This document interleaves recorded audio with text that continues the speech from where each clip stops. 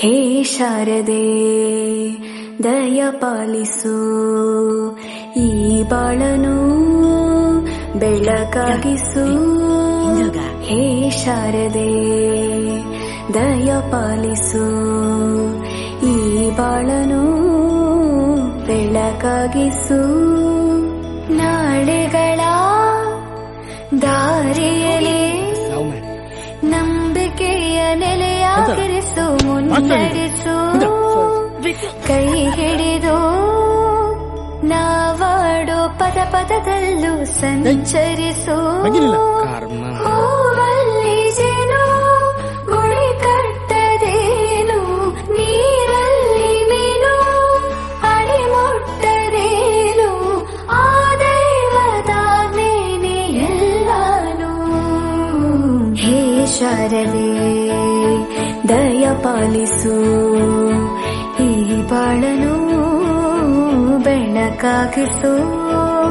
ಹೇ ಶಾರದೆ.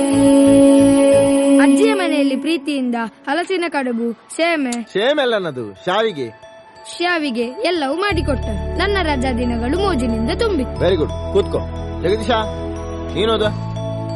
ಅವನಿಗೆ ಬಾಯಿ ಬರುದಿಲ್ಲ ಸರ್, ಮತ್ತೆ ಈಗ ಓದುದು. ಮಾತ್ ಬರದ್ರೆ ಅಂತಾಯ್ತಾ? ದಿನಕ್ಕಿಂತ ಬರಲಿಕ್ಕೆ ಬರ್ತವ ಅವನಿಗೆ? ನೀನ್ ಬರ್ತಿದ್ಯಾ?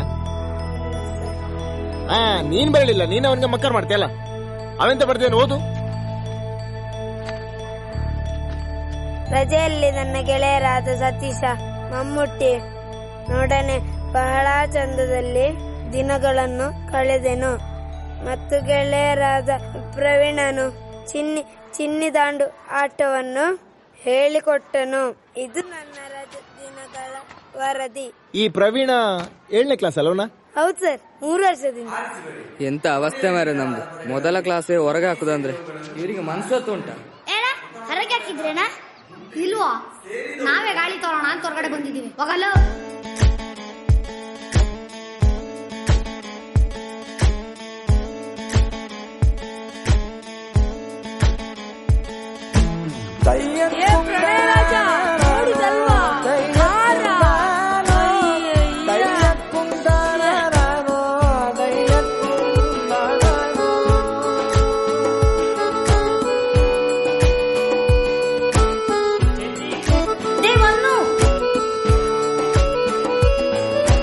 ನಾಟ್ಯ ಅನ್ನೋದು ನಾದಾಂತರಂಗ ತಾನೆ, ನಾದ ಅನ್ನೋದು ಭಾವಾಂತರಂಗನೇ. ಶಿಲೆಯಿಂದ ತಾನೇ ಕಲೆಗೆ ಮತಿ, ಕಲೆಯಿಂದ ಶಿಲೆಗೆ ಗುಂಚಾರತಿ. ಪ್ರತಿಯೊಂದರಲ್ಲೂ ಪವನಾಣತಿ, ಒಲವಿಂದ ತಾನೇ ಸುಖ ಸಮ್ಮತಿ. ಈ ಲೋಕದ ರಂಗಭೂಮಿ ತಂತಾನೆ ನಡೆಯುತ್ತೆ ಸ್ವಾಮಿ. ಪಾಲಿಗೆ ಬಂದಂತ ಪಾತ್ರನ ಎಲ್ಲರೂ ಜೀವಂತಿಸಿ.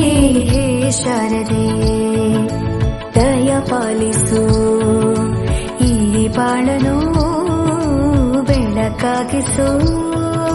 ಹೇ ಶಾರದೆ.